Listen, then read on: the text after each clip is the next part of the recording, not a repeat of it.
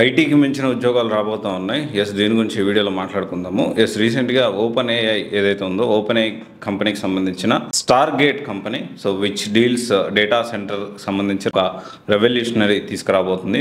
Chip making కానివ్వండి, తర్వాత దాంతోపాటు ఈ చిప్ ఏదైతే డిజైన్ ఇండస్ట్రీ కానివ్వండి, చాలా హ్యూజ్గా అంటే విఎల్ఎస్ఐకి సంబంధించి ఎంబెడెడ్ సిస్టమ్స్ సంబంధించి చాలా హ్యూజ్గా ఆపర్చునిటీస్ అనేవి రాబోతూ ఉన్నాయి.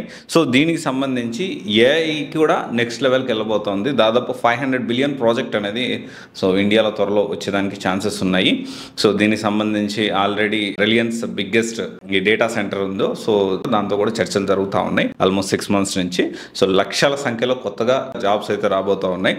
దీనికి సంబంధించి అంటే ఆల్రెడీ మనకి ఇక్కడ క్వాల్కమ్, ఇంటెల్, ఏఎండి డిజైన్ సంబంధించిన సెంటర్స్ ఇండియాలో ఉన్నాయి.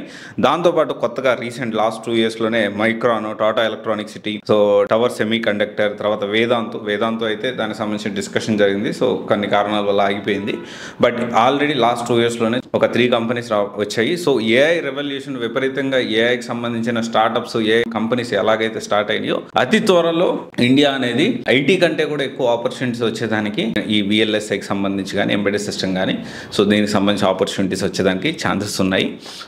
దోస్ హు ఆర్ ఆస్పైరింగ్ అంటే ఎవరన్నా ఒకవేళ త్రిబుల్ నుంచి వచ్చి, ఈసీ నుంచి వచ్చి దీనికి సంబంధించి విఎల్ఎస్ఐ వెళ్ళాలి అనుకుంటే 100% మీరు ఈ కోర్స్ యాప్ చేసుకోవచ్చు. అయితే ఇక్కడ ఒకటే విషయం ఏంటి అంటే ఈ కొత్తగా ఎవరైతే బీటెక్లో జాయిన్ అవుతా ఉన్నారో ఏఐ జాబ్స్ కూడా ఇంకా చాలా పెరగబోతూ ఉన్నాయి. ఏఐ ఇంకా మనం బేసిక్ స్టేజ్లోనే ఉన్నాము. బేసిక్ ఇంకా రూట్ లెవెల్లోకి ఇంకా రాలేదు. ఇది ఒకసారి మీరు గమనించగలరు. డెఫినెట్లీ చాలా మంచి విషయం. ఎప్పుడు చూసినా ఐటీ జాబ్ ఐటీ సైడ్ కాకుండా అదర్ దాన్ ఐటీ ఇండస్ట్రీ కూడా ఇండియాలో గ్రో అయిపోతుంది. This is very good thing for everyone. Modi గారు కూడా దీనికి సంబంధించి చాలా వర్క్ చేస్తున్నారు. ఫ్యూచర్లో ఏఐకి సంబంధించిన ఒక హబ్గా మన ఆర్థిక పరిస్థితిని పరుగులెత్తించడానికి ప్రయత్నం చేస్తూ ఉన్నారు. ఇది ఒకసారి గమనించగలరు. Thank you.